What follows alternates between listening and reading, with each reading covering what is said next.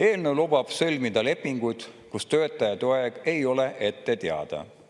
Tööandja määrab, millal ja kui palju tööd tehakse ning töötaja peab olema valmis reageerima kuni nädalase etteteatamisega.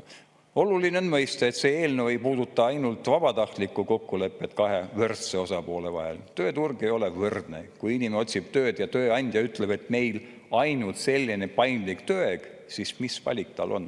Kas öelda ei ja jääda ilma sissetulekuta?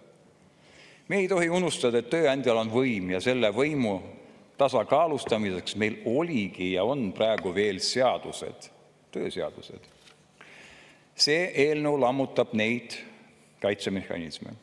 Selle asemel, et tugevdada turvalisi töölepinguid ja arendada tööelu kvaliteeti, loome olukorra, kus töötaja ainus kindlus on ebakindlus. Tööinimene väärib väärikust, mitte ajutist kokkuleppeid.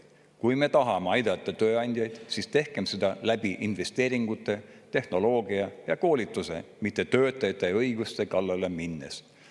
Seepärast Keskerakond ei toeta seda eelnõu ja kutsun üles ka teisi saadikuid mõtlema, kas me tahame Eestit, kus inimesed elavad teadmatuses, või Eestit, kus töö tähendab stabiilsust ja kindlustunnet.